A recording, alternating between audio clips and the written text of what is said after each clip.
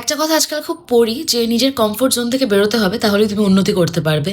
যে জায়গাটার সাথে তুমি খুব অ্যাটাচ, যে জবটার সাথে, যে মানুষগুলোর সাথে, জানি না যায় কি না। মেন কথা, যে এরিয়াগুলোতে তুমি অলরেডি নিজের একটা জায়গা মোটামুটি করে নিয়েছো, বা যে এরিয়াগুলোতে তুমি খুব কমফোর্ট, সেখান থেকে বেরোনো এবং নিজেকে চ্যালেঞ্জ করা, নিজের পোটেনশিয়ালগুলোকে চ্যালেঞ্জ করা, মানে to explore yourself that you are more better than what you are presently.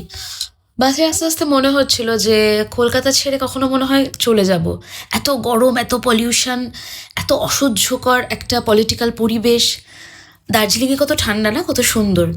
কিন্তু মাঝে মাঝে ইচ্ছা করে কি, কমফোর্ট জোনের মধ্যে যে একটা আরাম আছে, কমফোর্ট জোনের মধ্যে যে একটা সুখ আছে, ঠিক কলকাতা থেকে, মানে কলকাতার সাথে যে একটা, যেন মনে হয় একটা টক্সিক সম্পর্ক, যে এত গরমে অসহ্যকর, কিন্তু যখন হাওড়া ব্রিজের ওপর দিয়ে যাই, প্রত্যেকবার গঙ্গাকে এত সুন্দর লাগে দেখতে, মনে হয় সারা জীবন কলকাতাতে থেকে যেতে পারি।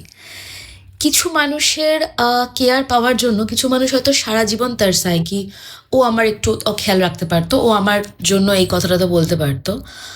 আরও একটা ঘটনা, একটা বাচ্চা মেয়ে এরকম হাতটা বার করে বাসে বসেছিল। পিছন দিক থেকে একজন দিদি বারবার বলে যাচ্ছে তার বাড়ির লোককে যে হাতটা ভেতরে ঢোকাও, বাচ্চাটা তো লেগে যাবে। বাড়ির লোকের কোনো পাত্তা নেই, সে বাচ্চা হাত বের করেই আছে। তো যাদের কাছ থেকে আমরা কেয়ার চাই তাদের কাছ থেকে পাই না, কিন্তু ওই বাচ্চাটা, বাড়ির লোকের কোনো দায় নেই, কিন্তু ওই অপরিচিত মানুষটা, মানে সে তার জন্য খুব ওয়ারিড, খুব চিন্তিত। এই সব ভালোই যে আপনার প্রিয় মানুষই চাইবে সেটা নাও হতে পারে।